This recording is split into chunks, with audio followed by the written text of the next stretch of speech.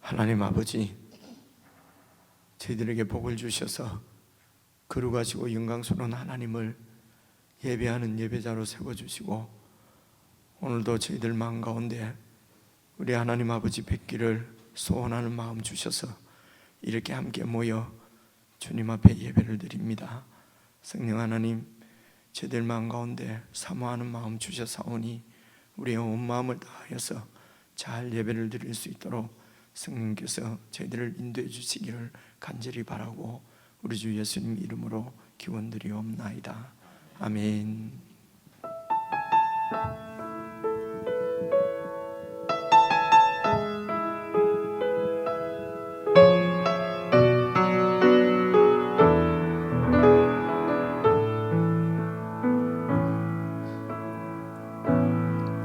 하늘의 문을 여소서,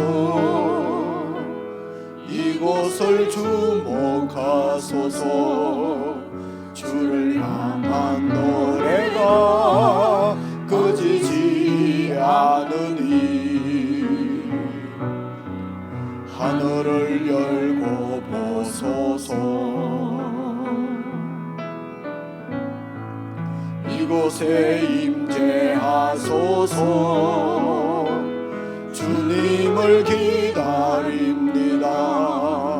기도의 향기가 하늘에 닿으니 주여 임재하여 주소서.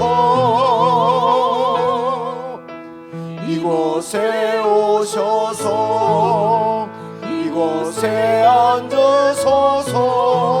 이곳에서 드리는 예배를 받으소서. 주님의 이름이, 주님의 이름만이, 주의 이름만 이곳에 있습니다.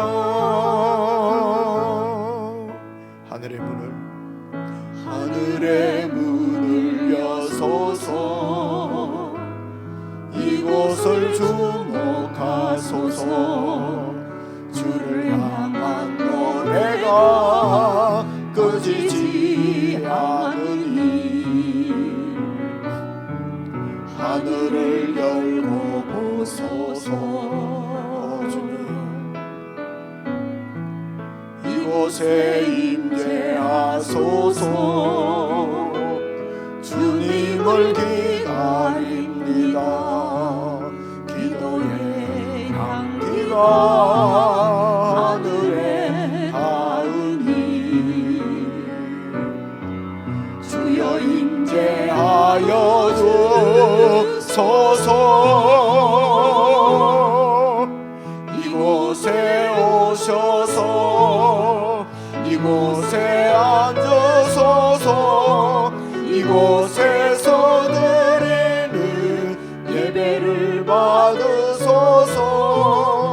주님의 이름이, 주님의 이름만이, 오직 주의 이름만 이곳에 있습니다. 이곳에 오셔서, 이곳에 오셔서 이곳에 앉으소서.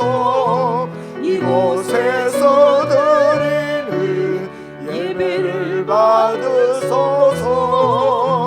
주님의 이름이, 주님의 이름만이, 오직 주의 이름만 이곳에 있습니다.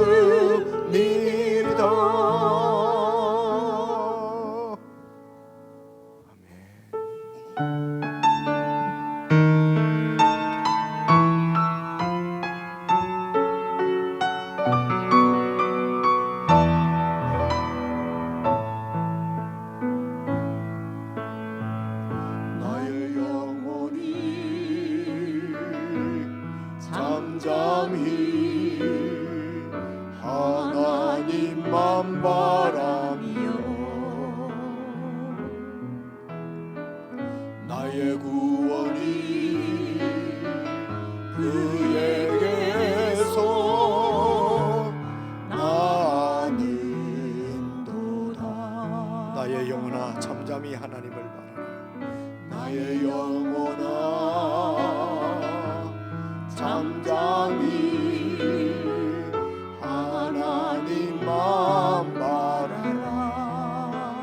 아버지 나의 소망이 저에게서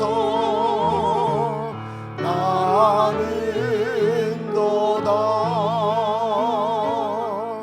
오직 주만이 나의 반석 나의 구원이시니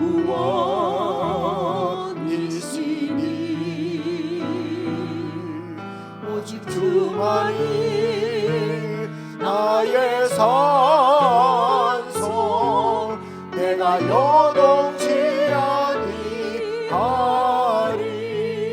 나의 영혼이 간절히 나의 영혼이 간절히 여호와를 갈망하며 나의 입술이 여호와를 찬양하리. 아멘. 나의 영혼이 즐거이 여호와를 따르리니 나의 평생에 여호와를 송축하리. 오직 주만이 나의 반석 나의 구원이시니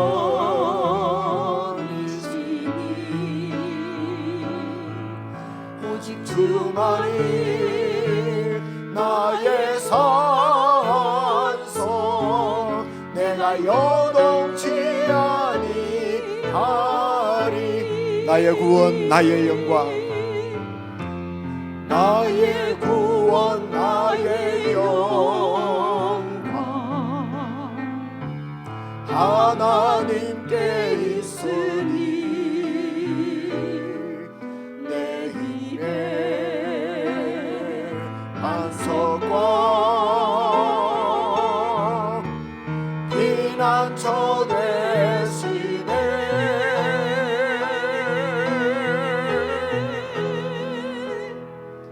오직 주만이 나의 반석 나의 구원이시니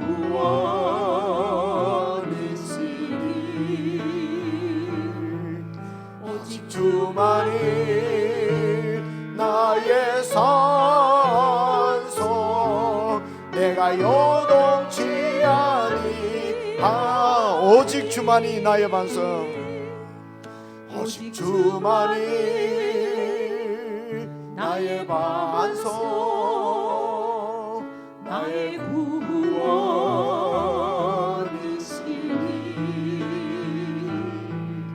오직 주만이 나의 산석 내가 요동치 아니하리.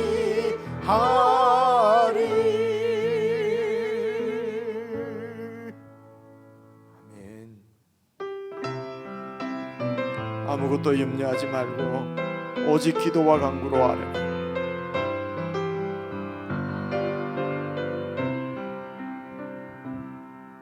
아무것도 염려하지 말고 오직 기도와 간구로 아뢰라. 아멘. 아무것도 염려하지 말고 하나님께 감사로 아뢰라. 아멘. 지각에 뛰어난 하나님 평강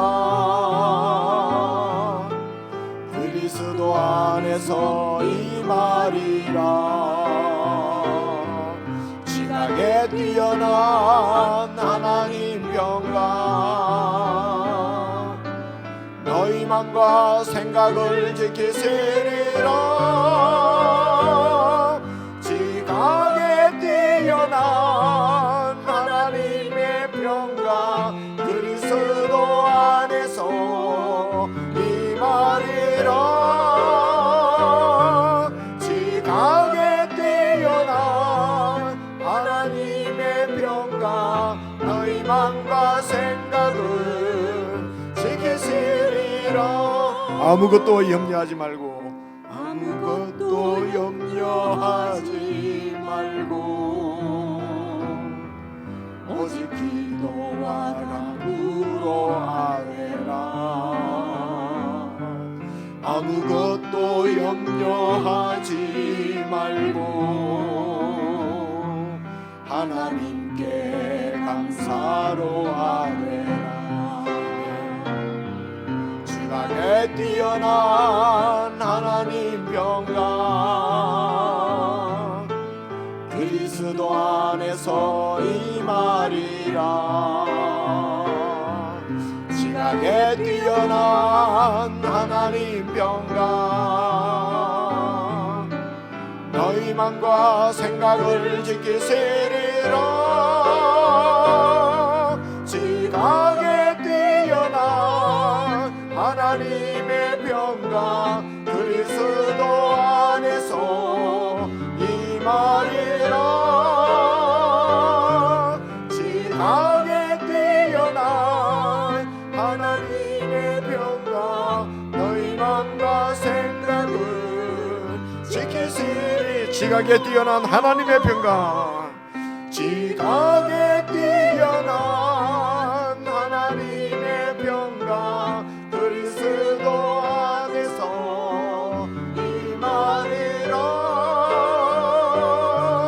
지각에 뛰어난 하나님의 평강 너희 마음과 생각을 지키시리라.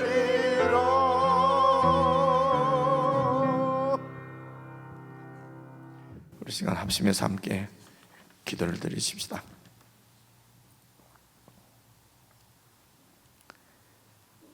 우리의 영원한 구원은 영원하신 하나님으로부터 온 것입니다. 하나님께서 우리에게 이 놀라운 구원을 허락하셨습니다. 그분만이 우리의 구원이시요 반석이시요 힘이시며 우리의 영광이십니다. 그분은 천지의 창조주시요 지금도 천지를 통치하시는 하나님이십니다. 아무것도 염려하지 말고 오직 기도와 간구로 하나님 앞에 서게 해주십시오. 지각에 뛰어난 하나님의 평강이 우리를 지키시고 인도하실 줄로 믿습니다. 그러므로 우리 속에 있는 모든 산만한 생각들, 염려들, 두려움들 이 시간 다 주님 앞에 내려놓습니다. 흔들리지 아니하고 주님 바라보며 주님께서 주신 구원을 누리며 지켜가겠습니다. 저희와 늘 함께 해주시고 도우시고 인도해 주십시오. 우리 마음이 세상에 빼앗기지 아니하도록 늘 지켜 주옵소서. 우리 합심해서 함께 기도하십시다.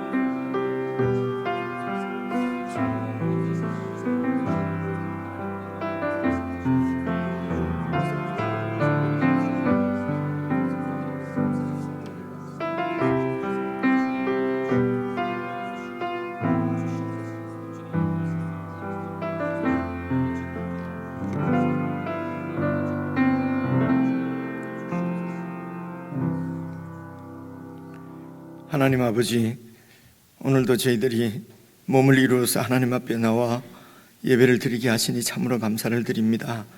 아버지 하나님, 한 해를 보내는 마지막 달에 저희들이 한 해를 돌이켜보니 참으로 주님의 은혜와 주님의 사랑이 아니면은 설명이 되지 않는 저희들이 삶이었음을 고백합니다. 주님이 우리의 구원이 되시고 우리의 힘이 되시고 능력이 되셔서 향방 몰라 헤매이는 저희들을 붙들어 이곳까지 인도해 주셨습니다. 참으로 성도들의 심령 가운데 깊은 감사와 찬양을 드릴 수 있도록 하나님께서 은혜를 베풀어 주시고 마음을 다하여서 드리는 감사와 찬양을 하나님께서 기뻐 받아주시기를 간절히 기도합니다. 하나님 아버지,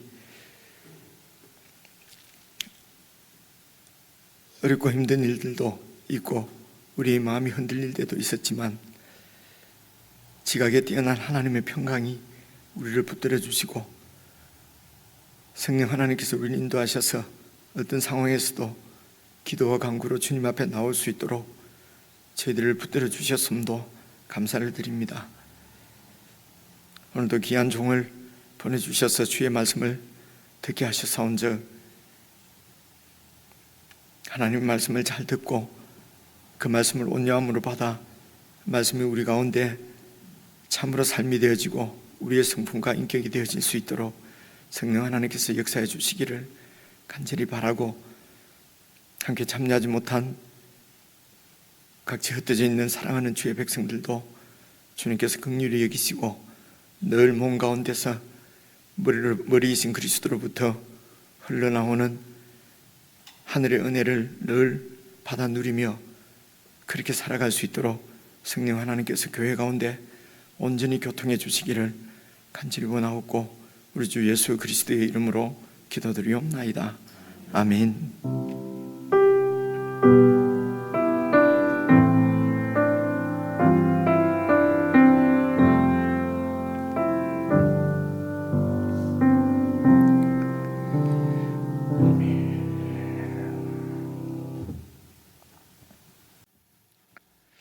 하나님의 말씀은 시편입니다. 구약성경 880페이지 시편 106편 1절 말씀 한 말씀만 우리 함께 읽겠습니다. 구약성경 880페이지 시편 106편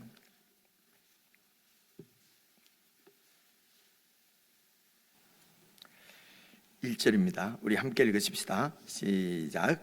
할렐루야, 여호와께 감사하라. 그는 선하시며 그 인자하심이 영원하미로다. 아멘. 제가 마음에 이제 교회가 주님 몸이 저희들만 있는 게 아니잖아요.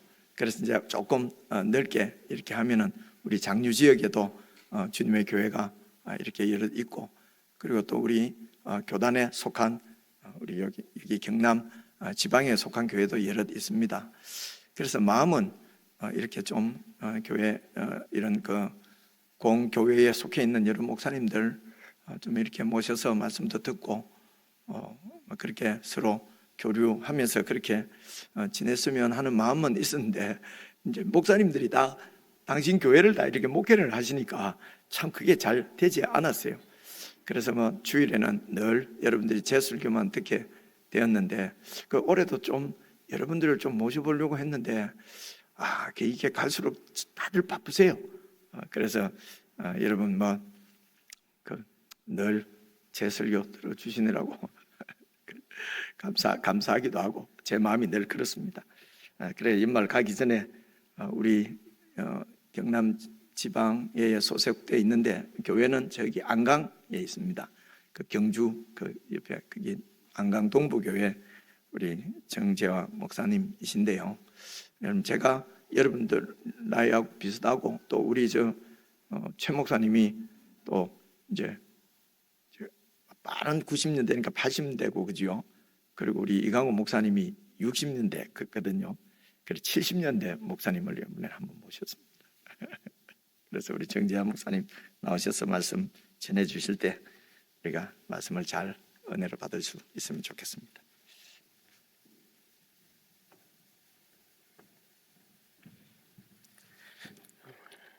(70년대) 목사 나왔습니다. 우리 잠시 우리 기도하며 이거 조금 낫네요. 잠시 기도하겠습니다. 살아계신 아버지 하나님, 은혜 주실 때 감사합니다. 많고 많은 사람들 중에 하나님께서 저희들을 불러주시고 하나님의 거룩한 백성으로 삼아주신 은혜 감사드립니다. 특별히 장유 남산교회 이 수요 예배를 또 이렇게 섬길 수 있는 이 기회를 주신 하나님께 감사드립니다. 주의 시간에 말씀을 선포할 때 우리 함께 은혜 받는 시간 되게 하시고 성령님 우리의 마음을 감동시키고 또 말씀을 믿음은 들으면서 시작된다고 했는데 들음으로 끝나는 것이 아니라 이것이 우리 믿음의 시발점, 출발점이 되게 하시고 우리 삶에 적용되어서 이 감사의 축복이, 감사의 바이러스가 이 장유 지역을 변화시키며 또 이 김해 지역 그리고 나아가서 이 나라와 민족을 또 변화시킬 수 있는 촉매자가 되시도록 주님 축복하시고 인도하여 주옵소서. 이 예배를 방해하는, 말씀을 방해하는 약한 사단의 세력들이 틈타지 못하도록 성령으로부터 주시고 인도하여 주옵소서. 우리 주 예수님의 이름으로 감사하며 기도드리옵나이다. 아멘. 감사합니다. 제가 안강 아시는 분 있나요? 안강 아시는 분 대단한 분입니다. 여기 이 경주 포항 사이에 있는 그런 곳입니다. 그리고 교회가 세워진 지는 그 전에 원로 목사님이 이제 세우셨다가 이제 97년에 이제 자리를 옮겨서 이제 세웠고, 그래서 지금 동부교회로 이제 이름이 명칭이 바뀐 지는 벌써 26년, 27년 정도 됐습니다. 이 장유 남산교회는 한 40년 정도 됐다고 제가, 그렇죠? 20년입니까? 제가 잘못 알았군요.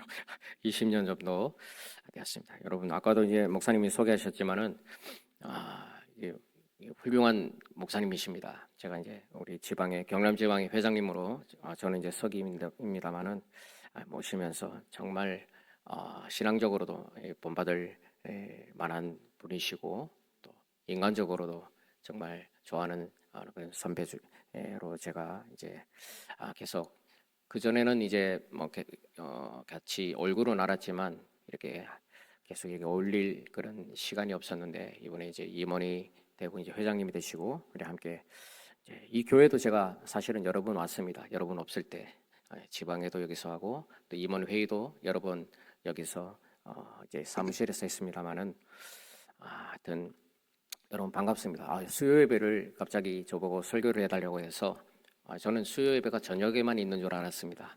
근데 낮에도 있다고 해서 이제 수요 예배를 드리기 위해서 제가 집에서 한 8시 한 반에 30분에 출발해서 한 10시 반 정도, 한 2시간 정도 걸리더라고요. 자, 여러분 저의 이제 이야기는 여기까지 하고 오늘 말씀의 제목은 이제 감사하며 삽시다. 여러 가지 제목들을 제가 이제 생각을 했는데 이제 연말이고 지금 또 대림절 또 두 번째 기간이고 이제 올 한 해가 이제 마무리되는 시점에서 우리의 감사에 대해서 우리가 한번 다시금 생각할 수 있는 그런 시간이 되었으면 좋겠습니다. 요즘이 아니라 오랜만에 사람들을 우리가 만나면 어떤 이야기를 하죠? 여러 가지 이야기인데 제일 처음에 요즘 아이고 반갑습니다 하면서 그 다음에 묻는 질문이 어떻게 지냈습니까? 요즘 어떻게 지내세요? 그런 얘기들 저도 많이 하고 많이 듣기도 합니다. 그러면 제가 만난 많은 사람들 중에 오랜만에 만난 사람들 중에 대체적으로 이렇게 얘기합니다. 뭐 그냥 똑같아요. 뭐 다른 게 없는데요. 근데 물어보면 다 그렇게 얘기하는데 바쁩니다. 요즘은요 아이들도 얼마나 바쁜지 저도 애들이 3명 있는데 애들이 저보다 더 바빠요. 얼마나 바쁜지. 그래서 뭐 특별한 일 없이 그냥 대부분의 삶이 사람들이 이렇게 반복적이고 바쁘긴 한데 그렇게 무슨 새로운 일들이 아닙니다.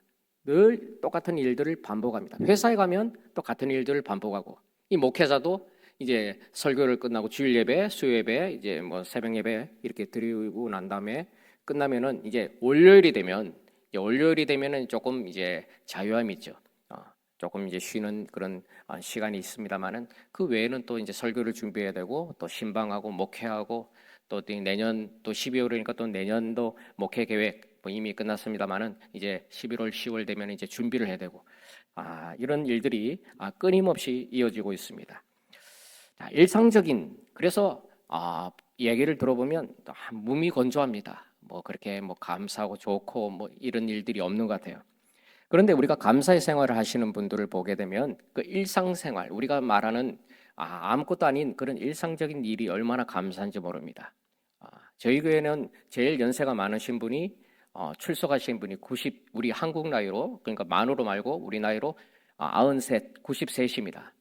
그래서 여기는 뭐 연령대가 뭐 전체적으로 제가 어떻게 되는지 모르겠습니다만은 저희 교회 같은 경우는 70대는 노인 축에도 못 들어가요.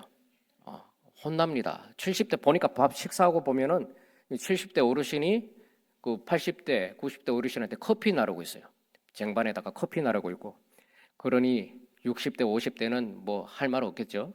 자, 그래서 하여튼 이렇게 건강하시게 이렇게 이제 장수하시는 분들이 많이 계십니다. 그런데 이런 분들 그리고 제가 예전에 또 이제 신방을 가고 이렇게 보면 감사한 거예요.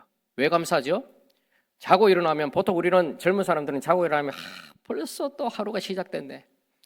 또 주일 되면요, 여러분 그렇죠? 아이고 어떻습니까? 목사도 마찬가지입니다. 일어나면 또 시작이다, 또 시작이다 오늘. 아이고 힘들겠네. 벌써 아침이야. 막 이런 이제 우리가 생각을 가집니다. 그런데 이런 분들은 감사하다는 거예요. 왜 감사하죠? 내가 안 죽었다는 거죠. 안 죽고 하루가 새로운 하루가 또 시작되었음에 감사합니다. 또 신방을 가다 보면 또 이게 교회 못 나오시는 그리고 거동이 불편한 분들을 제가 이제 매주 신방을 가는데 이래 보면은 병원에도 가고 뭐 가정에도 가고 그렇게 보면은 참 힘들어요. 그런데 이분들이 또 하는 얘기들 들어보면 또 감사돼요. 왜 감사냐? 이게 마찬가지입니다. 이게 오늘 내일 할 것 같은데 안 죽어요. 안 돌아가십니다. 하나님의 은혜 가운데. 그래서 감사하다는 것이죠. 물론 이게 삶에 있어서 이 병원에 있으면 굉장히 힘들고 어려운 일들이 많이 있을 것입니다. 그러나 짜증을 내는 것이 아니라 새롭게 하루를 나에게 허락해 주신 주님께 감사를 드리는 그런 모습들을 보게 됩니다. 살아있는 동안에 또 함께하는 가족들, 내가 사랑하는 사람들, 그리고 나에게 주어진 일들, 여러분도 마찬가지입니다. 여러분 주변에 있는 사람들, 여러분 옆에 있는 사람들 보십시오. 감사해야 됩니다. 함께 우리가 신앙생활 할 수 있는 것에 대해서 우리는 감사를 해야 되는 것이죠. 우리가 감사의 제목을 찾으면 참 많습니다. 그러니까 이 범사에 성경에 보면 범사에 감사라고 했습니다. 이 범사에 감사라는 것은 범사 그러니까 무슨 특별한 일이 있을 때만이 감사가 아닙니다. 일상적인 감사입니다. 우리의 삶에 있어서 무슨 특별한 게 아니라 무슨 조건을 내거는 것이 아니라 어떤 사람은 말만 꺼내놓으면 막 부정적인 얘기예요. 땅이 꺼지는 얘기고 뭐 하면 안 좋은 얘기고 그렇게 이게 습관적으로 이게 참 그렇게 가는 사람이 있는가 하면 그렇지 않습니다. 늘 감사하고 이 긍정적인 바이러스를 이렇게 발산하시는 그런 분들이 있습니다. 이 신학적인 용어 중에 제가 죄송합니다만은 신학적인 용어 제가 얘기를 하려고 하는 것이 아니라 선제적인 은총이라는 그런 용어가 있습니다. 선제적 은총 이게 뭐냐면 쉽게 말해서 여러 가지 용어 그런 정립을 다 내려놓고 한마디로 말해서 하나님께서 모든 사람에게 주시는 은혜다, 축복이다. 이거는 믿는 사람, 크리스천뿐만 아니라 넌 크리스천까지 다 어우르는 말입니다. 그러니까 하나님께서 모든 사람에게 생명을 주시고 또 아담과 하와를 통해서 인류에게 이제 생명을 주시고 또 축복을 허락해 주셨죠. 그래서 모든 우리 인간에게 주시는 그런 은혜, 축복이 바로 이 선제적인 은총입니다. 그 중에 여러 가지가 있는데 이 인간에게 하나님께서 주신 것 중에 하나가 바로 양심이라는 것입니다. 양심. 그래서 이 양심 우리에게는 저 악한 사람이라 할지라도 이 선한 양심이라는 것이 있습니다. 그래서 특별히 우리 같은 일반적인 사람들 지나가다가 아니면 교회에서 여러 사람들 아니면 TV에서도 마찬가지죠. 그런 어려운 사람들 여러분 드라마 보고도 울잖아요. 보면은 그 현실이 아닌 거에서도 우리가 정말 긍휼히 여기고 불쌍히 여기고 정말 저 사람을 좀 또 어려운 사람들을 보면 또 도와주고 싶은 그런 마음 이것이 바로 선한 양심이라는 겁니다. 그래서 정말 그런 양심을 그래서 내가 그걸 통해서 내가 직접 도와주든지 아니면 간접적으로 또 어떻게 합니까? 그런 것들을 통해서 내가 좀 도울 수 있는 방법, 아니면 그 사람을 위해서 내가 기도해주고 손을 잡아준다든가, 이런 그런 마음들. 그래서 긍휼히 여기는 예수님의 마음, 그런 선한 양심이 우리 인간에게 있습니다. 또 우리가 죄를 지었을 때는 어떻습니까? 죄를 지은 다음에는 거기에 대해서 이제 좀 뭐가 내키죠. 내키죠. 왜? 내가 잘못이라고 무슨 마음의 그런 양심이 우리에게 작동을 하게 됩니다. 그래서 하나님께서는 이것을 예수 믿는 사람뿐만 아니라 non-크리스찬 모두에게 양심이라는 것을 우리에게 허락해 주셨습니다. 그런데 우리는 그런 가운데 하나님께서 그 선제적인 은총을 우리에게 주셨는데, 거기에다가 플러스 가장 중요한 것은 우리에게 예수 그리스도의 복음을 우리에게 주셨습니다. 그리스도의 복음이 우리 안에 들어와서, 그래서 우리가 예수를 믿고 우리의 죄를 원죄를 회개하고, 회개함으로 해서 이제 우리가 중생에 이르게 되죠. 바로 거듭남입니다. 거듭남으로 인해서 이제는 내가 사는 것이 아니요 내 안에 계신 예수 그리스도 안에서 살아가는 그런 은혜와 축복을 우리가 누리며 살게 되었다는 것이죠. 그래서 이것은 정말 중요한 그런 변환점입니다. 많은 사람들이, 모든 사람에게 선제적인 은총을 줬지만 예수 그리스도의 복음을 받아들이는 자와 그렇지 않은 자는 지금은 보면 뭐 별반 차이가 없어 보입니다. 오히려 그 사람들이 더 뛰어나고 더 대단해 보이고, 어떻게 보면 수요일 날 이게 낮에 얼마나 바쁩니까? 근데 이 자리에 나온 사람들, 그러니까 불신자들은 뭐라고 생각하겠습니까? 저 할 일이 없으니까 그냥 교회 가는갑다, 뭐 그렇게 생각을 하거든요. 그럼 우리는 할 일이 없어서 교회에 나오느냐? 그렇지 않습니다. 예수님의 그 은혜가 너무 감사해서, 아멘. 그래서 그런 축복을 우리가 누리는 이것이 너무나도 놀라워서 우리는 예수를 믿고 우리는 교회에 나와서 예배를 드리는 것입니다. 그래서 하나님이 주신 그 구원의 은혜에 감사하고, 또 하나님께서 우리와 함께 하시는 그 은혜에 우리는 감사하는 삶을 우리는 예배를 통해, 그래서 예배가 예배로 끝나는 것이 아니라 예배는 반드시 삶으로 연결되어야 됩니다. 그래서 예배가 곧 삶이고 여러분의 삶이 곧 예배가 되어야 된다는 것이죠. 하나님께서는 이 출애굽한 그 이스라엘 백성들에게 놀라운 축복을 주셨습니다. 10가지 재앙이 애굽에 떨어질 때, 그때 고센 땅에, 이스라엘 백성들이 살고 있었던 고센 땅에는 그 재앙이 없었습니다. 하나님께서 그들을 인도하시고 보호해 주시고, 그리고 결국은 마지막 10번째 초태생의 그런 재앙으로 인해서 이 애굽의 바로 왕이 두 손 두 발 다 들고 어떻게 됩니까? 그래서 나가라, 제발 좀 나가라. 그래서 나가면서 이제 그들이 또 백성들에게, 애굽의 백성들을, 이집트 백성들에게 이제 그런 금은 보화 이런 것들을 달라는 대로 얻어서 그들이 나가게 되었죠. 그런데 가는데 앞에 홍해가 가로막혀 있을 때 모세가 하나님 앞에 이 지팡이를 들고 하나님의 명령대로 선포하고 기도했더니 홍해가 갈라지는 역사. 그래서 그들이 그것으로 지나가는 역사가 일어났고, 또 이제 광야 가운데서, 이제 광야에는 정말 말 그대로 광야입니다. 여기는 이제 먹고 살 것이 아무것도 없어요. 집을 지을 수 있는 그런 토양이 되어 있지 않습니다. 모래가 되어 있고 바위로 이렇게 되어 있기 때문에, 그런 가운데서 하나님께서 이스라엘 백성들에게 40년 동안 매일매일 내려주셨던 것이 무엇입니까? 바로 만나죠. 만나를 매일같이 이렇게 내려주셔가지고 그들이 생전 듣도 보도 못한 그것을 그들이 경험하게 됩니다. 맛보게 됩니다. 그걸 먹고 기가 막히네, 이렇게 맛있는 게 있나, 이렇게 좋은 것이 있나, 그러면서 그들이 얼마 하나님을 찬양하고 감사하고 기뻐하고 이제 평생을 하나님을 섬길 것처럼 그들이 춤추고 그렇게 하지 않았습니까? 그런데 인간의 습성이 그렇습니다. 시간이 지나니까요, 아무리 좋은 것도 좀 지나면 이제 그냥 시시해집니다. 처음에 새 집에 이사 가면 아이들이 얼마나 좋아합니까? 어른도 마찬가지지만. 근데 좀 지나면은 그냥 일상적인 거예요. 감사가 없는 거예요. 좋은 게 이제 없어진다는 것이죠. 그러니까 일상적인 일, 이 감사의 일이 그냥 평범한 일이 되어버렸다는 것이죠. 감사가 사라져버렸다는 것입니다. 그래서 처음에 느꼈던 이 감격, 이 감사가 사라지죠. 그리고 나중에는 어떻습니까? 또 이제 이러쿵저러쿵 이제 삶이 힘들고 여러 가지 어려우니까 얼마나 원망이 나오고 입에서 불평이 나오고, 그래서 오늘 시편 106편 1절을 제가 봉독했습니다마는 1절 106편 전체의 말씀을 보면 결국은 뭡니까? 하나님께 대한 그 반역, 이 반역이 어디서부터 시작되느냐? 결국은 그들의 입술에 대한 그런 원망, 그 마음에서부터 우러나는 거죠. 그 원망과 불평에서부터 시작이 되었다는 것입니다. 근데 이것은 우리가 이것을 보면서 야, 이거 이스라엘 저 백성들 어떻게 저러냐? 어떻게 저렇게 살 수 있느냐? 우리가 그렇게 말할 수 있지만 사실은 하나님께서 이 성경을 통해 우리에게 보여주는 겁니다. 거울이 되는 것입니다. 고린도전서에서 말씀하는 것처럼 이것이 너희의 거울이다. 우리에게 말씀하고 있습니다. 오늘 나의 모습, 오늘 여러분의 모습이라는 것이죠.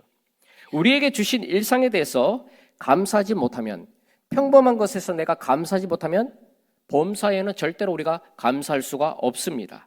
우리는 살아가면서 당연하다라는 말을 참 많이 합니다. 당연하다. 내가 누리는 모든 것들이 당연하다는 거죠. 내가 가지고 있는 모든 것들이 왜 당연하다고 생각하죠? 내가 일했으니까, 내가 벌었으니까, 내가 노력해서 얻은 것이니까. 그러니까 당연하다고 생각합니다. 자녀가 여러분 자녀들 키우는데 이 자녀들 말 어릴 때 잘 듣습니까? 안 듣죠. 다 커서도 안 들어요. 다 커서도 안 듣는데 저희들도 아이들이 얼마나 지질이 말을 안 듣습니다. 더럽게 안 듣습니다. 말을. 그런데 그걸 보면서 어떤 생각을 합니까? 어떻게 저렇게 이렇게 하면 이렇게 말을 듣고 해야 되는데 왜 예예 해놓고 다음에 또 안 한다는 거죠. 말을 안 듣는 거예요. 그러면서 부모는 쟤는 저 옆집에 봐라, 쟤는 얼마나 공손히 순종도 잘하고 할 때 너는 왜 그러냐? 막 이런 생각을 부모가 갖습니다. 그러면 그 얘기를 듣는 자녀는 가만히 있습니까? 자녀도 마찬가지예요. 아이고 부모님, 부모가 엄마 아빠가 나한테 해준 게 뭐가 있어요? 나한테 뭐 해줬냐? 저 보니까 왜 우리 집은 저기 내 친구들은 보니까 막 스마트폰도 뭐 좋은 걸로 사주고 뭐 폴더폰 요즘 뭐 애플 뭐 아이폰 뭐 최신식 막 이런 거 사주는데 왜 나는 왜 쓰던 거 자꾸 이거 주고 왜 그러냐? 나는 우리 집은 왜 돈이 없냐? 다른 집은 돈이 많아서 막 해외 여행도 간다던데 우리는 왜 이러냐? 그 비교하면서 나도 좋은 부모 만났으면 참 좋았을 텐데 이런 얘기들까지 한다는 거예요. 요즘 애들 그런 얘기를 한다는 것이죠. 그러면 이제 부모들은 어떻습니까? 남편은 열심히 나가서 지금 남자 형제분들도 있습니다만은 대체적으로 이제 자매분들이 집사님 권사님들이겠죠. 이게 많이 나오셨는데 아무튼 지금 낮에 그 남편 되시는 분들 그 형제분들은 지금 일하러 갔잖아요, 그렇죠? 일하러 그러니까 열심히 일합니다. 열심히 막 얼마나 그만두고 싶은 그런 생각들이 얼마나 많겠습니까? 그러나 가족을 위해서 지금 또 열심히 일하고 있습니다. 근데 딱 왔더니 월급 딱 타고 이거 보니까 이걸로 또 이게 만족을 못해요. 부인이 만족을 못해요. 아니 왜 맨날 돈이 이거밖에 안 되느냐? 우리가 지금 생활비는 지금 점점 늘어나고 있는데 이걸로 어떻게 생활하란 말이야? 아이고 옆집에 그 철수 아빠는 막 돈도 막 잘 벌어오더구만. 당신은 가서 자다가 오나? 뭐 이런 얘기가 그래서 막 부부싸움이 일어나죠. 그러니까 그 얘기를 듣고 또 남편은 또 가만히 있습니까? 당신은 말이야 이거 보니까 집에 오니까 이게 집구석이 이게 뭐야? 청소도 안 하고 이거 빨래도 안 하고 이거 엉망진창이고 애들 교육은 어떻게 시켰길래 이 모양 이 꼴이냐? 그러면서 이 바람 잘 날이 없다는 것이죠. 그러니까 이게 감사가 없는 거예요. 그러니까 서로 니 탓 전쟁을 벌이고 있습니다. 또한 아프지 않고 건강한 것도 이것도 당연하다고 생각합니다. 내 뜻대로 삶이 흘러가는 것도 당연하다는 것입니다. 그러니까 모든 것들이요 전부 다 내 기준에서 자녀들은 자녀대로, 부모는 부모대로, 그 부부는 부부대로 자기 기준에서 이렇게 생각하고 판단하게 되는 것이죠. 그러나 이 당연함이 늘어날수록 우리의 삶은 어떻게 될까요? 비폐해집니다. 삶은 힘들어집니다. 그리고 불행해집니다. 내 개인도 불행해지고 가정도 불행해진다는 사실입니다. 그래서 결국은 어떻게 됩니까? 이것이 결국은 원망과 불평으로 일어나고 그래서 많은 가정에 그런 어려움들이 이제 생기는 것을 보게 되는 것이죠. 결국 당연함은 우리의 삶을 비폐하게 만들고 우리를 메마르게 만드는 그런 가뭄과도 비가 오지 않으면 가뭄은 땅이 갈라지죠. 그런 땅이 갈라지는 그런 마음이 그래서 우리의 마음이 피폐해진다는 사실입니다. 사실 세상에 우리가 당연한 것은 하나도 없습니다. 당연한 것이 없어요. 당연하게 보일 뿐이에요. 내가 볼 때는 이게 당연하다고 생각하지만 사실은 누군가가 희생이 했고, 누군가 가정에서 누가 헌신했고, 누군가가 사랑했고, 누군가가 기도를 했고, 무엇보다도 하나님의 선하신 손이 역사해 주셨기 때문에 오늘 저와 여러분이 지금 이 자리에 있는 줄 믿으시기 바랍니다. 그래서 오늘 본문의 시편 저자가 뭐라고 합니까? 할렐루야! 여호와께 감사하라. 그는 선하시며 그 인자심이 영원함이로다. 자, 제일 먼저 하나님을 찬양하면서 감사로 시작을 하고 있음을 우리는 보게 됩니다. 그런데 이 범사에 감사하지 못한 이유 중에 하나가 뭡니까? 나에게 어려움이 찾아왔을 때, 어려움이 찾아왔을 때입니다. 그러니까 나에게 어려움이 찾아오면요, 내가 힘들면요, 다른 사람들과 비교하게 되는데 다른 사람들이 보면 다 행복해 보여. 나만 불행해 보인다는 겁니다. 다 행복한데 왜 나만 힘들어? 그러니까 이것처럼 억울하고 불만스러운 것이 세상에 없다는 것입니다. 왜 하필 나야? 왜 하필 그 일이 나에게 이런 어려움이 나에게 찾아왔어? 그리고 아까도 그 자녀 부모 얘기를 했지만 하필 내가 왜 이 집에서 태어나가지고 이런 어려움을 내가 당하고 있나? 기도할 때도 하나님이 왜 하필 접니까? 하필 그 많은 사람들 중에 왜 이것이 나에게 지금 임하고 있습니까? 왜 이런 고통이 나에게 있습니까? 그러면서 기도는 기도지만 결국 하나님께 그런 항의하는 그런 마음들이 우리에게 많이 있습니다. 그런데 우리만 그런 줄 알았더니 성경에 보니까 이 많은 사람들이 우리와 같은 마음을 가지고 하나님께 원망하고 세상에 대해서 하나님에 대해서 원망하고 불평하고 항의했던 사람이 있었습니다. 그 중에 한 사람 우리가 꼽으라면 주전 7세기에 BC 7세기에 활동했던 하박국이라는 선지자입니다. 선지자인데 명색이 선지자인데 맨날 원망하고 불평하는 거예요. 왜 그가 하나님 앞에 그러면 원망하고 불평했을까요? 여러 가지가 있는데 성경에서 보면 크게 세 가지로 우리가 볼 수 있습니다. 첫째는 뭐냐면 유다 백성들이 온갖 폐역질하고 악한 그런 그 짓을 하고 겁탈하고 강포를 일삼고, 자 그러면 하나님께서 그거를 제지를 하셔야 되는데 왜 제지를 하지 않고 내버려 두시냐는 것입니다. 왜 그러다가 계속해서 죄악이 계속 관영해서 폐악질하는 데까지 하나님께서 그냥 내버려 두시는 바람에 나라가 멸망할 지경에까지 이르렀다는 것이죠. 왜 하나님이 그걸 내버려 두지 않느냐는 것이죠. 당장에 그 악한 자들을 쳐버려가지고 그들을 심판해서 더 이상 이 죄악이 이스라엘에 들어오지 못하도록 그들을 심판하고 다시금 무너져 있던 그들의 마음을, 그 나라를 치유하고 회복시켜서 다시 이스라엘을 세워나가야 되지 않겠습니까? 그런데 하나님 왜 가만히 있습니까? 왜 침묵하십니까? 그러면서 하나님께 원망하고 항의를 했다는 거죠. 그 두 번째는 뭐냐? 아니 우리가 그렇게 악하고 그렇다고 쳐도 저 바벨론, 이 바벨로니아가 우리에 비하면 더 악하고 무도한 자들인데 저들은 또 하나님을 믿지 않는 자들이고 우상을 섬기는 자들인데 어떻게 저런 자들을 하나님이 사용하셔가지고 우리 하나님의 거룩한 성전이 있는 예루살렘 성전이 딱 있는 이 유다를 심판하실 수 있느냐는 것이죠. 하나님 어떻게 그 심판을 악인의 손을 이게 붙들어서 사용할 수가 있느냐는 것입니다. 그리고 세 번째는 하나님께서 범죄한 유다 백성들을 심판하실 때 왜 바다의 물고기처럼 다스리는 자가 없는, 다시 말해서 주권자가 없는 우리를 벌레처럼 그렇게 대하고 있습니까? 이렇게 하나님께 원망하고 항의했다는 것입니다. 자, 선지자긴 선지자, 여러분 선지자라고 막 기름 부고 대단하고 그렇지 않습니다. 목사라고 다 성령 충만하게 매일 살지 않습니다. 이 인간이 선지자이기 전에, 목사이기 전에, 여러분도 마찬가지입니다. 성도이기 전에 우리는 인간입니다. 그리고 연약한 인간이라는 사실입니다. 그걸 우리가 알아야 돼요. 그러니까 하나님의 본 뜻을 알기 전까지는 하나님의 뜻을, 하나님의 말씀, 그리고 일어나는 일들, 눈에 보이는 환경과 상황에 대해서 이해할 수가 없습니다. 또한 그 악한 바벨론에 의해서 유린당하는 당신의 백성들, 유다 백성들의 상황과 현실을 이 하박국은 도저히 받아들일 수가 없었어요. 요나 선지자라고 그랬잖아요. 하나님께서 니느웨 가서 복음을 전해라. 근데 니느웨가 어디입니까? 아수르잖아요. 아시리아의 수도잖아요. 얼마나 이스라엘을 괴롭히던 극악 무도한 자들인데 하나님께서 나에게 거기 가서 복음을 전해라고 했던 의도는 그가 간파를 한 거예요. 내가 복음 전하면 그들이 혹시 회개해가지고 하나님 용서해 주는 거 아니야? 난 싫어. 나 죽으면 죽었지. 눈에 흙이 들어가면 들어갔지. 나는 도저히 그 짓을 못하겠다. 그러면서 반대쪽으로 다시스로 도망을 갔잖아요. 요나도 이 선지자였지만 그렇게 했죠. 하박국도 마찬가지입니다. 그런데 그렇게 원망하고 불평했던 이 하박국이 이 하박국서 3장에 돌아가면서 그가 심경의 큰 변화, 정말 은혜의 변화가 일어납니다.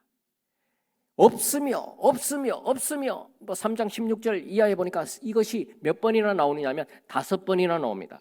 여러분이 잘 아시는 말씀이 비록 무화과나무가 무성치 못하며 포도나무에 열매가 없으며 감람나무에 소출이 없으며 밭에 먹을 것이 없으며 우리의 양이 없으며 외양간에 소가 없을지라도 나는 여호와로 인하여 즐거워하고 나의 구원의 하나님으로 인해 나는 기뻐하리로다. 이 아까 전에 1장에서 이 하박국과 3장의 하박국이 다른 사람입니까? 같은 사람이에요. 아니면 뭐 어떻게 된 거예요? 하나님이 때려가지고 연놈 자식이 때려가지고 갑자기 삥 돌아가지고 갑자기 그가 이렇게 바뀌었습니까? 어떻게 같은 사람인데 1장과 3장이 이렇게 전혀 다릅니까? 어떻게 이런 극적인 변화가 하박국에게 일어났느냐는 것이죠.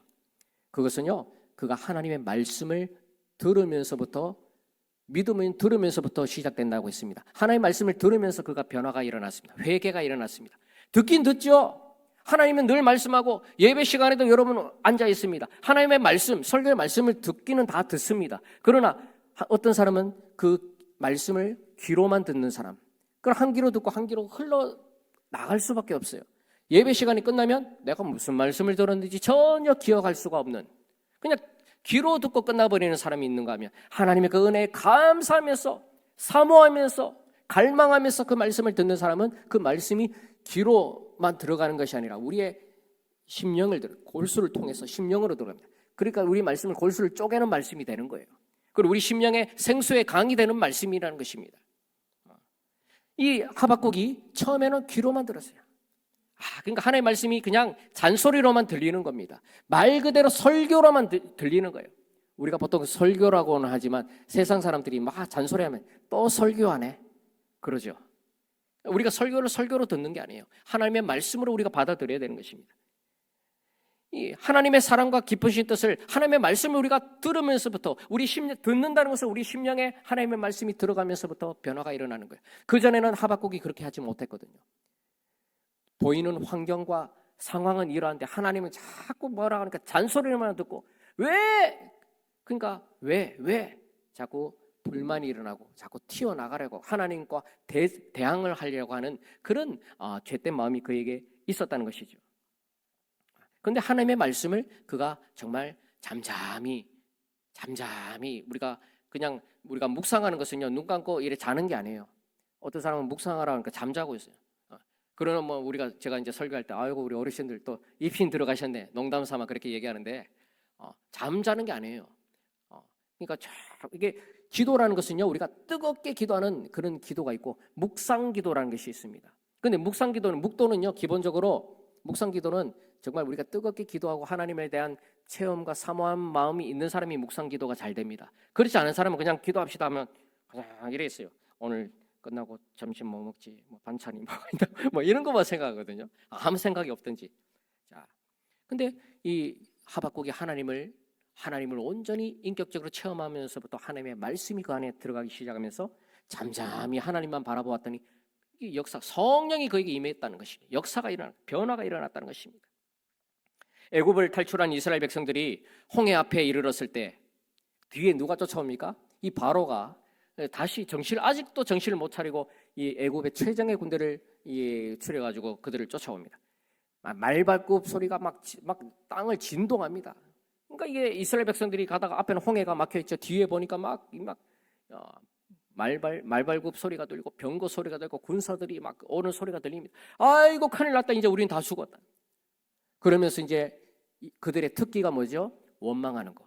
이스라엘 백성의 특기는 원망, 불평입니다. 그래서 이 광야의 역사죠.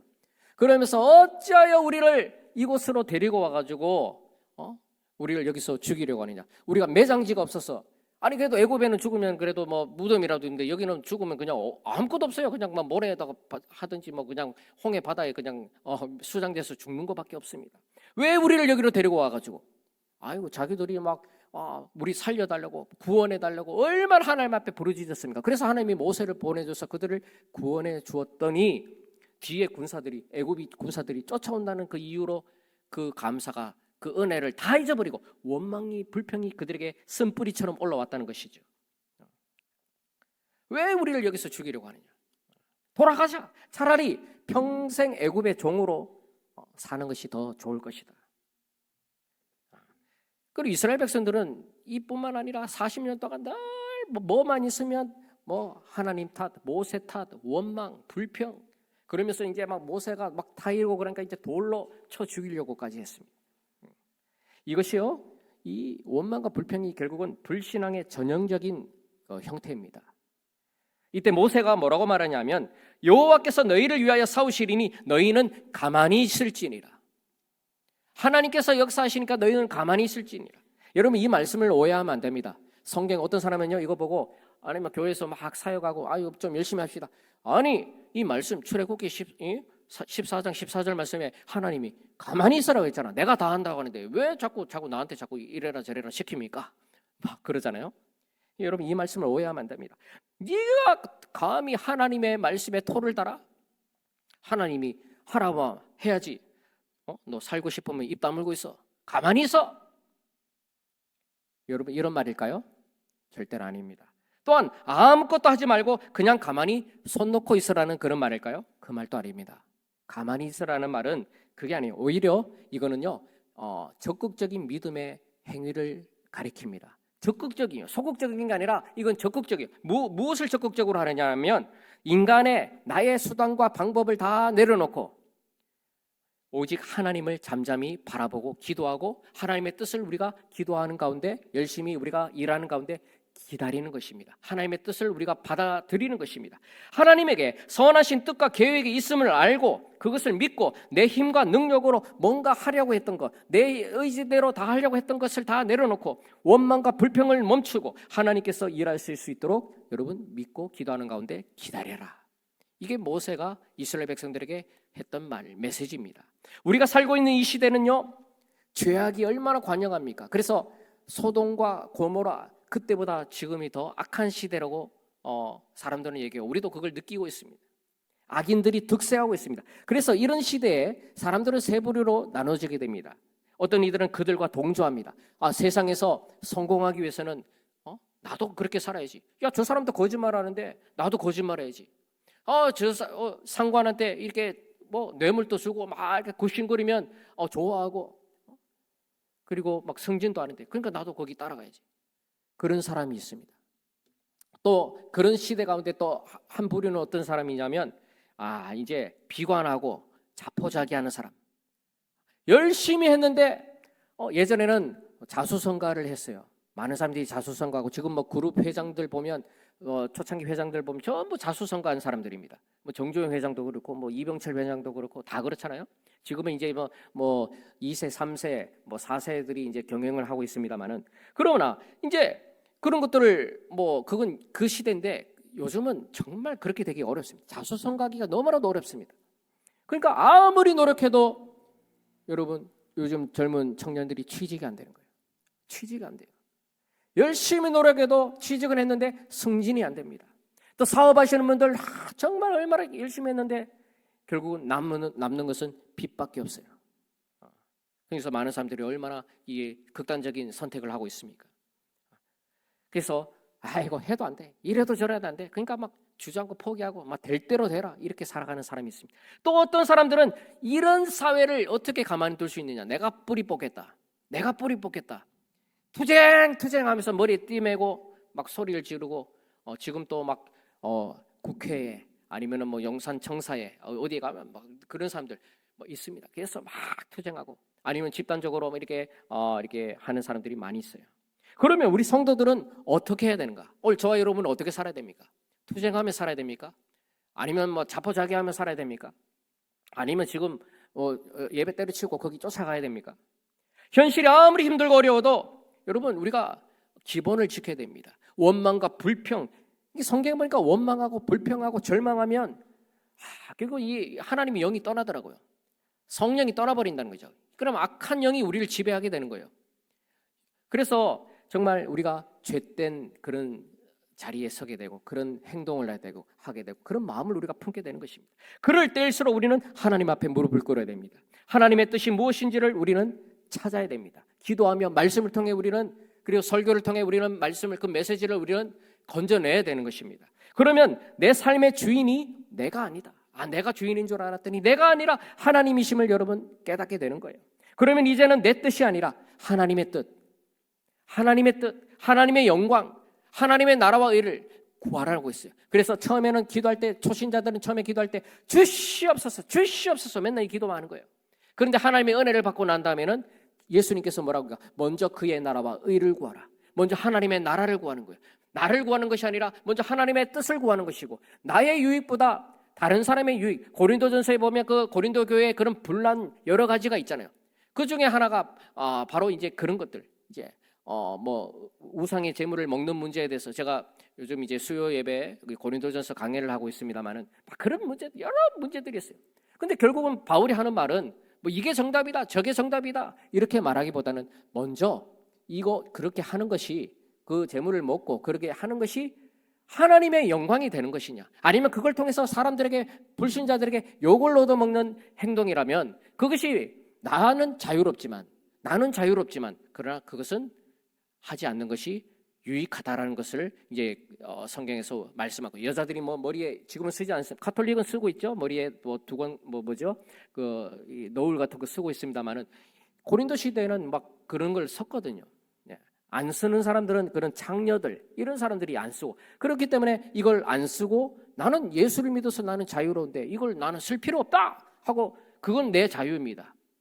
그런데 그걸 통해서 어떤 사람들이 보고 저거 이 창녀들이 하는 일들을 저렇게 똑같이 하네, 그러면서 수군거리고 교회를 비난하고, 그러면 결국 누구의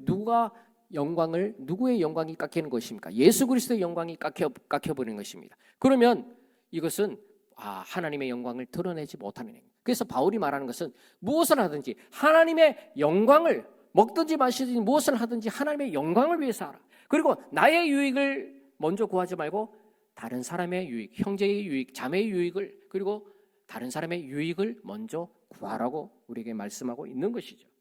그러니까 내 뜻이 아니라 하나님의 뜻이 나를 통해 이루어지기를 소망하면서 주님을 의지하는 그런 믿음의 삶을 우리가 살아갈 수가 있는 것입니다. 그러면서 하나님께 쓰임받을 만한 사람으로 준비되고 사용되어지는 것입니다. 준비가 되어야 됩니다. 군인들은 가서 아무 일 없어도 훈련합니다. 가만히 있지 않어요. 가면 이게 흐트러지면 안 되기 때문에 막 훈련하고, 뭐 아니면 땅 팔아. 하루 종일 땅 팠더니 다음날 다시 메꿔라. 진짜 일 없으면 그런 것도 시키더라고요. 그런 것도 시켜요. 그러니까 이게 이 군기가 빠지면 안 되기 때문에 그냥 열심히 또 훈련합니다. 계속 훈련하고 연습하고 준비하고, 그러다가 이제 뭐 비상이 떨어지면 바로 출동할 수 있도록, 그리고 전쟁이 일어나면 바로 가서 싸울 수 있도록 준비된 자만이 사용할 수가 있습니다. 하나님은 준비된 자를 사용하십니다. 그래서 이사야서, 미가서 뭐 여러 성경서를 보면 남은 자 사상, 이 남은 자에 대해서 얘기를 하고 있잖아요. 그래서 이 남은 자는 준비된 사람이에요. 이 엘리야가 이세벨에게 쫓기면서 하나님 나 죽여주십시오. 나 이제 막 도저히 이렇게 힘들어서 너무 고통스러워서 살 수 없습니다. 하나님 저 데려가 주십시오. 세상에 이제 하나님 믿는 사람은 다 우상을 섬기고 하나님 믿는 사람 나 혼자밖에 없습니다. 하나님께서 너 혼자가 아니다. 기도하는 자가 7천이나 준비되어 있다. 준비되어 있는 자들이 있다는 것입니다. 오늘 여러분 혼자가 아니에요. 함께 우리가 기도하고 함께 우리가 신앙생활하고 함께 협력하는 형제 자매들이 이 장유 남산교회에 함께 있는 줄 믿으시기 바랍니다. 자, 그래서 어떤 의미에서 왜 나만 그러냐, 왜 힘드냐, 이 고난의 때는 사실은 은혜의 때고 감사의 시간이고 하나님을 만날 그런 시간입니다. 탈무드에 이런 이야기가 있습니다. 어떤 랍비가 이 당나귀를 타고, 그 다음에 한 마리 닭, 꼬꼬다의 닭이죠. 닭하고 이제 등불 하나, 등잔불, 그리고 이제 텐트, 이제 자야 되니까 텐트를 딱 당나귀 그 뒤에 실어가지고 여행을 갔습니다. 이 가다 보니까 뭐 요즘처럼 뭐 내비게이션이 있는 것도 아니고 뭐 길이 잘 되어 있는 것도 아니고 가다 보니까 이제 껌껌했었어요. 밤이 되었어요. 밤이 되니까 밤이 되었는데 이게 뭐 어디가 어딘지 막 보이지가 않아요. 횃불을 켜도 뭐 잘 보이지가 않습니다. 그래가지고 밤이 되니까 이제 뭐 주막도 없고 마을도 없고 뭐 아무리 가도 안 보여요. 그래서 옆에다가 여기다가 평평한 길에다가 이제 천막을 쳐놓습니다. 천막을 치고 밖에다가 이제 이 당나귀를 묶고 그 닭을 묶고 그다음에 앞에다가 이제 천막 치고 안에 들어가서 이제 등잔불을 들고 왔잖아요. 등불을 켜놓고 이제 랍비니까 이제 하나님 앞에 말씀을 묵상하고 기도하고 있었어요. 그런데 갑자기 바람이 갑자기 순간적으로 바람이 확 불더니 이 등잔대가 떨어지면서 불이 꺼져 버렸어요. 지금처럼 뭐 성냥 라이터로 이렇게 켜는 것도 아니고 정말 어렵게 켰겠죠. 근데 불이 꺼져 버렸어요. 껌껌해가 이제 막 더 이상 보이지 않고. 그래서 이 랍비가 간단하게 하나님 앞에 기도하고는 그냥 일찍 잠을 청하게 되었습니다. 뭐 스마트폰도 없고 뭐 밤에 할 게 뭐가 있겠습니까, 혼자. 자, 근데 보통 이렇게 자면 새벽에 누가 이 알람을 울려줍니까? 닭이 꼬꼬댁 뭐 꼬끼요 꼬꼬 하고 뭐 이렇게 닭이 이제 소리가 이제 깨면은 들리면은 이제 그게 알람식이에요. 그러면 이제 보통 이 랍비가 일어났는데 한참 자가지고 그가 눈을 떴습니다. 그러니까 햇빛이 막 이게 텐트 안으로 이제 들어옵니다. 이상하다. 벌써 보니까 해가 중천에 뜬 지가 한참이 되었는데 아니 왜 아무 소리가 안 들리지? 왜 닭 소리가 들려야 되는데 왜 소리가 안 들리지? 하고 천막 밖으로 나갔더니 어떻게 되어 있으냐면 당나귀와 닭이 없는 거예요. 피만 묻어 있습니다. 어떻게 됐을까요? 무슨 일입니까? 짐승이요. 이게 그것들을 이제 잡아먹었다는 거죠. 그러니까 이게 이 랍비가 얼마나 이게 황당하고 허망한지 멍하니 거기를 쳐다보고 털썩 주저앉았다는 것이죠. 당시에는 그런 짐승, 그런 뭐 닭이나 뭐 이런 것들이죠. 뭐 소나 뭐 양이나 이게 그들의 큰 재산에 있어서 가장 큰 물품이었습니다. 근데 이게 없어요. 나중에 이걸로 이제 뭐 팔아서 이제 어떻게 이제 하려고 했는데 아무것도 없는 거야. 이제 나는 이제 어떡하나. 그러면서 이제 막 한참 막 멍하고 있고 막 짜증내고 원망하고 이 나쁜 놈 이거 어디 훔쳐 잡아먹을 거 없어가지고 이거 내 거 이거 아무것도 없는데 이 가난한 이 내 거를 잡아먹어 하면서 막 원망하고 불평하고 투덜거리고 있는데 그러면서 이제 정신을 차리고 딱 보니까 여기가 딱 보니까 밑에 보니까 마을이 보여요. 그래서 이제 마을에 가서 좀 이제 좀 밥도 얻어먹고 좀 사정을 얘기해야겠다 하고 내려갔는데 아수라장이 되는 겁니다. 마을이요. 아수라장이 되고 지금 난리가 나요. 거의 전쟁통처럼 난리가 났습니다. 왜냐하니까 알고 보니까 얘기를 듣고 보니까 전날 밤에 이 사람이 잠자던 그 밤인가 새벽에 그 강도떼들이 출몰을 해가지고 거기 마을에 들어와가지고 막 사람들을 죽이고 막 훔쳐가고 막 엉망진창이 된 거예요. 사람들이 죽고 그래서 어떤 게 가족이 죽은 대로 막 통곡하고 있고 막 없어지고 불타고 이런 아수라장이 없는 거예요. 그때 이 랍비가 다 주저앉으면서 이제 무릎을 꿇고 하나님 앞에 먼저 회개 기도하고 그 다음에 무슨 기도를 했을까요? 감사 기도를 했습니다. 하나님 아버지, 제가 아까 전에 이거 없어졌다고 막 원망하고 불평하고 하나님을 원망하고 그랬는데 주님이 용서해 주십시오. 그리고 감사합니다. 만약에 그 밤에 등불이 꺼지지 않았더라면 그리고 아니면은 그 닭이나 이 당나귀가 살아 있어가지고 꼬꼬댁 소리 냈거나 무슨 소리가 났더라면 그때 이 강도떼가 왔을 때 나도 죽었을 것이다. 그렇지 않겠습니까? 그 사람들이 그렇게 죽였는데 여기에 그 증거를 남겨두겠어요? 그래서 다 죽었을 것이다. 그래서 그는 깨닫게 됩니다. 고난 속에서 소중한 것들을 잃을 때는 그 이유를 깨닫지 못해서 불평하고 원망했는데 돌이켜보니 이 모든 것들이 감사였습니다. 하박국도 처음에는 하나님께 불평하고 원망했어요. 환경 보니까 이게 뭐 좋은 게 하나도 없는 거예요. 망한다고 하고 막 고통당하고 핍박당하고 이게 그러니까 막 원망, 불평 막 이런 것들이 화가 치밀어 올랐어요. 생각할수록 화가 났어요. 그런데 하나님의 말씀을 들으면서 하나님의 말씀이 그 안에 들어오면서 자기의 소리를 내려놓고 자기의 생각을 내려놓고 하나님의 소리를 듣고 하나님의 음성을 듣고 하나님의 말씀을 묵상하면서 그가 이제 하나님을 알기 시작했다는 것입니다. 유다에게 고통을 주는 이유는 하나님께서 유다를 망하게 하려는 것이 아니라 그들이 돌이켜 회개하기 위해서입니다. 하나님이 강제적으로 뭐 어떻게 그렇게 할 수도 있지만 그런다고 그들이 회개할까요? 회개하지 않습니다. 그런 어려움을 정말 당해봐야 그래야 이제 하나님 앞에 엎드리거든요. 하나님 앞에 무릎을 꿇거든요. 그래서 돌이켜 회개하고 회복시키기 위한 하나님의 큰 픽처였구나. 하나님의 불가피한 선택이었음을 그가 알게 되었습니다. 그래서 진노 중에라도 긍휼을 잊지 말아 주십시오. 이렇게 그가 기도했던 것입니다. 그리고 하나님께서 구원하고 부흥시켜 주실 것을 알았기에 여호와로 인하여 말미암아 나는 기뻐합니다. 나는 즐거워합니다.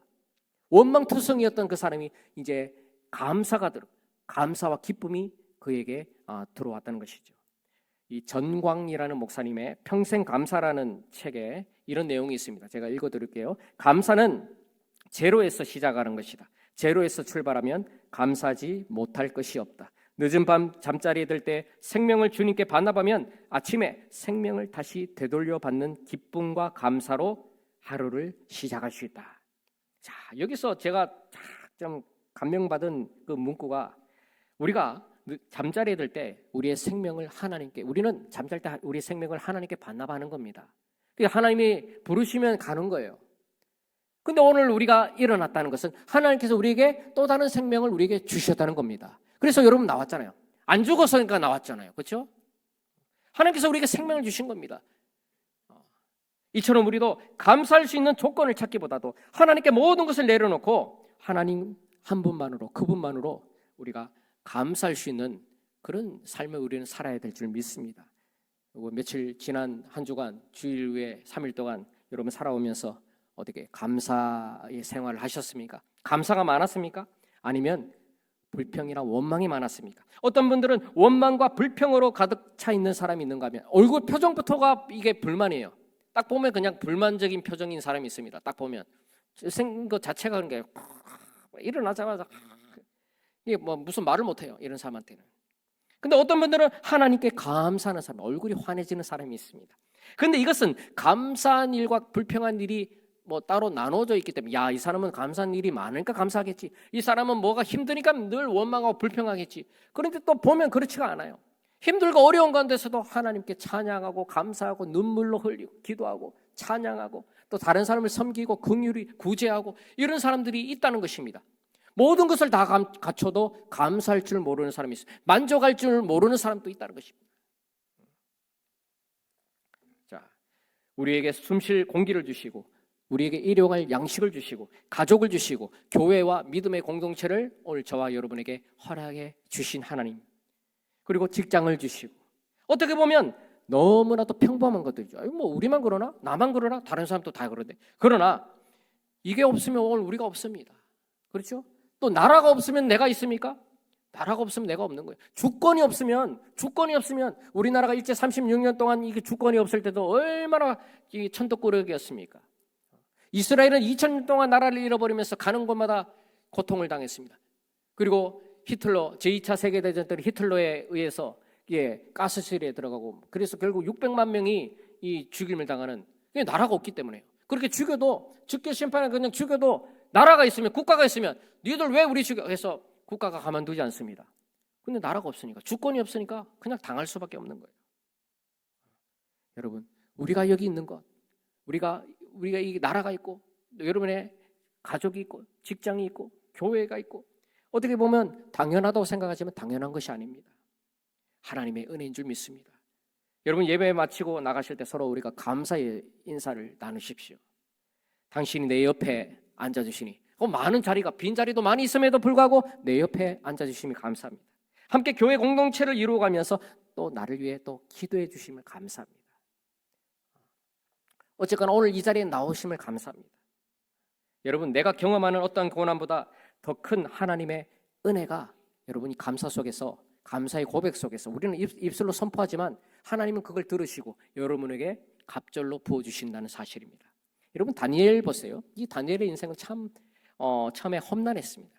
유다에서 살았잖아요. 그 왕족 혹은 1장에 보면 이 포로로 잡아갈 때 왕족들 그리고 아니면 귀족들을 잡아갔잖아요. 그 자제들을 잡아갔어요. 그러니까 이 다니엘이 왕족이나 아니면 귀족의 자제였을 것입니다. 그래서 편안하게 살고 있었는데 나라에 전쟁이 일어났어. 이 바벨론이 쳐들어와 가지고 결국은 이 유다가 지잖아요. 그래서 바벨론으로 포로로 잡혀갑니다. 그때가 주전 605년 유다 왕 요야김 때였습니다. 이때를 우리가 1차 바벨론 포로기라고 합니다. 그때 함께 끌려간 사람이 다니엘과 이 세 친구 사드락 메삭 아벤노고 이 세 친구 함께 끌려가게 되죠. 역사학자들은 당시 이 다니엘의 나이를 뭐 15세에서 20세 그 사이, 그러니까 뭐 중고등학교 나이 정도 됩니다. 청소년 시기입니다. 그러니까 그 어린 나이에 그 끌려갔으니 포로로 노예로, 그것도 자기 나라도 아니고 저 멀리 있는 바벨론으로 끌려갔으니까 얼마나 그 힘들었을까요? 얼마나 맨날 눈물을 흘리지 않았겠어요? 부모님 보고 싶고 가족이 보고 싶고 형제들이 보고 싶고. 그래서 눈물이 마를 날이 없었을 것입니다. 그의 나이대에 비해서 감당하기 힘든 일들이 그에게 연속으로 찾아왔습니다. 하지만 그는 다니엘서 1장 8절을 보니까 그는 뜻을 정했습니다. 뜻을 정해서 하나님 앞에 내가 성결하겠습니다. 나는 순결하겠습니다. 그래서 평생을 그가 거룩한 영, 성령을 모시는 삶을 살았습니다. 우상에게 절하지 않고 우상의 음식을 먹지 않고 제식을 했는데 더 얼굴이 번질번질하게 환관장이 감동을 받고 그런 역사, 그리고 놀라운 일들이 계속 일어났어요. 그리고 이제 왕의 이제 신임을 얻어서 꿈을 해몽하고 그래서 박사자의 어른이 되고 또 이제 또 총리가 되고. 여러분 보통 우리가 대통령이 바뀌고 정권이 바뀌면 그 전에 있던 정부 요직에 있던 그 사람들이 뭐 무슨 비리로 인해 가지고 무슨 굴비 엮듯이 줄줄이 비엔나도 아니고 이 줄줄이 쭉 해가지고 감옥에 들어가는 것을 우리는 봅니다. 대통령도 들어가는데 뭐 그런 사람들이 오죽하겠습니까? 이렇게 대한민국의 정권이 바뀌어도 그런데 하물며 한 나라가 망하고 다른 나라가 들어서면 어떻겠습니까? 그런데 다니엘은 어떻습니까? 바벨론에서 느부갓네살 그리고 벨사살 그리고 이 바벨론을 무너뜨렸던 이 메대의 이 다리오 왕 그리고 이 메대를 흡수 통일했던 이 바사는 페르시아죠. 페르시아 제국을 세운 이 고레스, 이 세 나라의 이 왕의 신임을 받고 총애를 받았어요. 국가의 최고위직을 비롯해서 국가의 요직을 그가 감당을 하게 되는 것을 보게 됩니다. 자, 이런 사람이 우리나라에도 있었어요. 여러분 황희정승이라고 들어보셨나요? 황희정승, 이 황희라는 사람이 이제 우리가 보통 이제 세종 때 많이 활동한 사람으로 우리가 볼 수 있는데 사실은 그 사람이 고려 말기 때 이제 그 약관의 나이 20살이 넘는 그 나이에 이제 그가 이제 진출하게 됩니다. 정계에 진출하게 됩니다. 그래서 그때부터 이제 그가 이제 벼슬을 하게 됩니다. 그러다가 이제 고려가 망하고 이제 태조 이성계가 조선이라는 나라를 창업합니다. 그때도 그가 이제 뭐 그런 높은 직은 아니었지만 하위직이었지만 계속해서 그 일들을 하다가 이제 태종 이방원이 왕이 되면서 그의 신분에 큰 변화가 일어납니다. 이방원이 왕이 되면서 그가 지금으로 말하면 대통령 비서실장에 해당하는 지신사라는 그런 직급이 있습니다. 그 자리로 그가 초속 승진을 하게 됩니다. 그리고 왕이 딱 보니까 얼마나 열심히 하는지, 그리고 시키는 일마다 하라는 일마다 얼마나 완벽하게 하는지, 하나를 시키면 하나만 하는 게 아니라 2가지, 3가지 일을 막 동시에 해버린 왕의 마음을 그렇게 편하게 하는 거예요.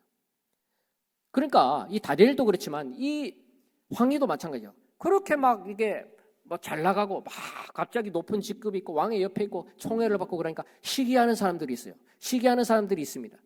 그래서 막 모함을 합니다. 저 황희가 뇌물을 먹었다. 또 왕의 이름을 막 이렇게 빙자해가지고 뭘 했다.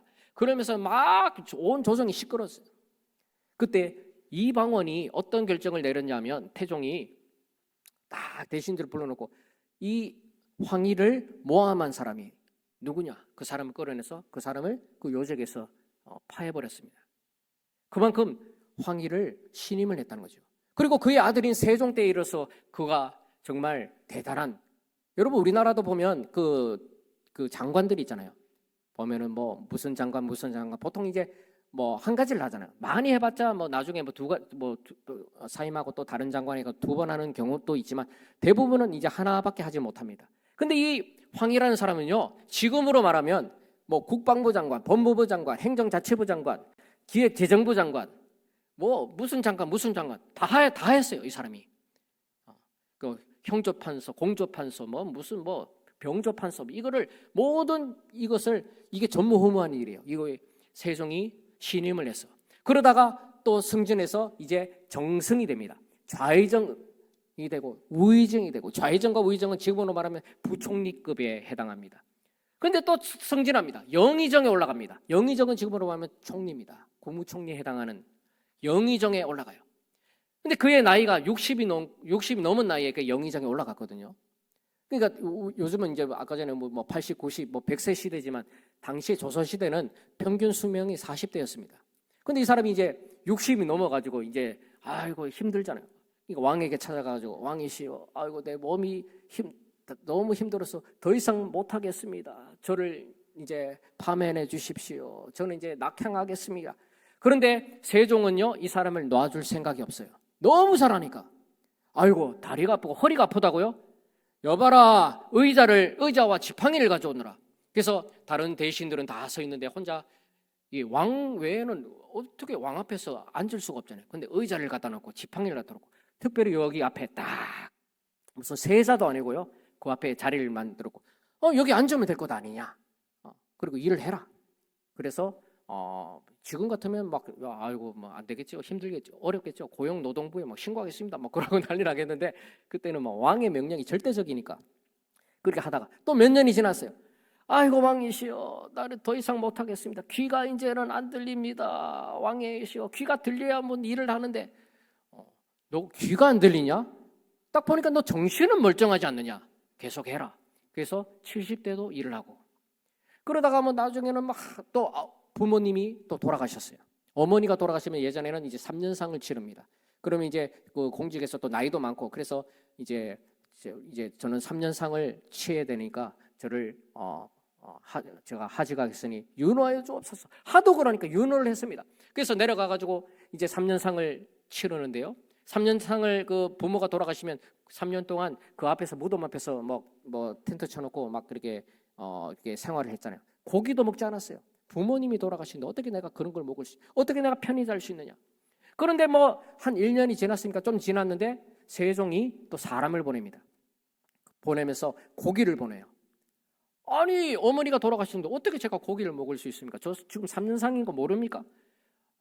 그렇게 그 노년의 나이에 그러다가 당신이 쓰러질까 내가 걱정이 돼서 고기를 가져왔다. 근데 계속 거부하는데 계속 사람을 보냅니다. 보내면서 이렇게 얘기합니다. 이 3년상을 한다고 죽은 부모가 돌아오는 것도 아니고 부모에게 이미 불충한 것이 아니냐. 그러니 3년 동안 그렇게 있지 말고 올라와서 이 나라와 백성을 위해서 효도하는 것이 어떻겠는가. 계속 설득해서 그가 결국은 왕의 설득에 못 이겨서 또 와가지고 결국은 80, 90 다 될 때까지, 거의 죽기 직전까지 공직에 일을 했다고 합니다. 왜 그렇게 했을까요? 그만큼 뛰어난 거. 그 조선에 사람이 없을까요? 사람은 많습니다. 근데 그만한 뛰어난 인물이, 그리고 왕의 마음을 헤아리고 백성을 헤아리는 그런 인물이 없었다는 겁니다. 다니엘이 바로 그런 사람이었습니다. 다니엘이 나라가 바뀌고 정권이 바뀌고 왕들이 바뀌고, 그런데도 이 다니엘은요 승승장구합니다. 이 고레스 같은 경우는 이 나라를 이제 바벨론을 무너뜨린 다음에 그 바벨론에 있던 그런 정치인들, 그들을 잡아가 3,000명을 잡아가지고 십자가형에 처해가지고 매달아 버렸다고 하는 거죠. 그러니 이게 다니엘이 무사할 수 있겠습니까? 근데 하나님의 은혜가 있었고, 그 다음에 그러한 지혜로운 사람이 이 세상에 없다는 것을 그들이 알았다는 것이죠. 수많은 원수와 대적들의 틈바구니 속에서, 온갖 위험과 고난과 역경 속에서도 그가 승리의 인생을 살았는데요. 다니엘서 6장 10절에 보면 이런 말씀이 있습니다. 다니엘이 이 조서에 왕의 도장이 찍힌 것을 알고도 자기 집에 돌아가서는 윗방에 올라가 예루살렘으로 향한 창문을 열고 전에 하던 대로 하루 3번씩 무릎을 꿇고 기도하며 그의 하나님께 감사하였더라. 다리오 왕이 3명의 총리를 세웁니다. 구 바벨론 도를 이제 120도로 나누고 거기 방백들을 세우고 그 방백들을 관리할 3명의 총리를 세우는데 그 중에 한 명이 바로 이 다니엘이었죠. 그런데 이 아까도 말했지만 다니엘이 얼마나 일을 잘합니까? 그러니까 이 다리오 왕이요 좋아할 수밖에 없어요. 신임할 수밖에 없어요. 이야 잘한다 네가 최고다. 그래서 3명의 총리 중에 특별히 다니엘을 최고봉으로 세워서 전국을 다스리게 했습니다. 그러니까 다른 총리들과 그런 방백들이 대신들이요 어떻게 입이 뚝 튀어나오는 거, 시기하고 질투하고 원망하고 불평할 수밖에 없는 것입니다. 어떻게 저 노예가 바벨론에 잡혀온 노예가 어떻게 이게 총리까지 올라와서 어떻게 우리를 하대고 우리가 그 밑에서 엎드리고 절대로 있을 수 없다. 그래서 이들이 다니엘을 고소해서 탄핵하려고 눈에 불을 켜고 그렇죠? 눈에 불을 켜고 그렇게 막 흠을 찾으려고 이렇게 그들이 막 이렇게 조사를 했어요. 여러분 털면 먼지 안 날 사람이 없다고 했습니다. 그렇잖아요. 우리도 털면 뭐라도 하나 나옵니다. 그런데 다니엘은 아무리 털어도 먼지가 나지 않습니다. 그 정도로 정직하고 성결하고 청렴했다는 것입니다. 그럼에도 그들은 포기하지 않고 다니엘의 모든 것을 관찰하고 조사하고 사람을 붙이고 그런 습관들, 모든 행동들, 그들이 하는 말 한마디 뭐든지 누구를 만나든지 어떤 행동을 하는 것 이걸 다 조사하고 분석한 끝에 도저히 빠져나올 수 없는 함정을 파고 그물을 그들이 치게 됩니다. 그게 뭡니까? 왕에게 가서 조서를 만듭니다. 그래서 지금부터 30일 동안 누구든지 왕 외에 다른 신에게나 사람에게 구하면 사자굴에 집어넣읍시다. 이 왕은 모르잖아요. 그런 거 없다. 좋다. 그러면서 인장에 도장을 찍게 됩니다. 그런데 이 도장은요, 이 도장은 이거를 마음대로 폐할 수가 없습니다. 왕도 마찬가지고 죽은 왕의 할아버지가 다시 돌아와도 절대로 고치지 못하도록 임봉을 해버렸습니다. 다니엘은 그걸 알고도 전에 하던 대로 하루에 3번씩 창문을 열고 예루살렘을 향해 창문을 열고 하나님 앞에 기도했어요. 감사하며 기도했는데 감사하며 기도했다는 것입니다. 그의 인생의 승리의 비결이 바로 여기에 있습니다. 다니엘은 비가 오나 눈이 오나 기쁠 때나 슬플 때나 변함없이 하나님 앞에 기도했습니다. 어렵고 힘들고 문제가 있을 때만 하나님 앞에 기도하는 것이 아니라 기쁘고 좋은 일이 있을 때도 아무 일이 없을 때도 일상생활 속에서도 그는 빠짐없이 하나님 앞에 기도하고 감사했다는 거예요. 감사를 잊지 않았다는 것이죠. 여러분 사실 우리가 살아가는 인생은 그리 녹록치 않습니다. 하루를 살다 보면 정말 지치기도 하고 여러분 한 해가 이제 저물어가고 있는 이때 정말 포기하고 싶을 정도로 힘들고 낙심되는 그런 때가 있습니다. 여러분 이 자리에 나왔지만 마음에 많은 상처들이 있고 많은 어려움들이 있는 분들이 있을 것입니다. 그러나 하나님은 선하신 하나님, 하나님은 헤세드의 하나님이십니다. 하나님은 좋으신 하나님이십니다. 하나님께서 지으신 모든 것이 선함에 감사함으로 받으면 버릴 것이 없다. 디모데전서 4장 4절에 하나님 앞에 감사하면 버릴 게 하나도 없어요. 그냥 하나님이 주신 거 우리가 받으면 되는 거, 하나님이 주신 은혜를 우리가 받으면 되는 것입니다.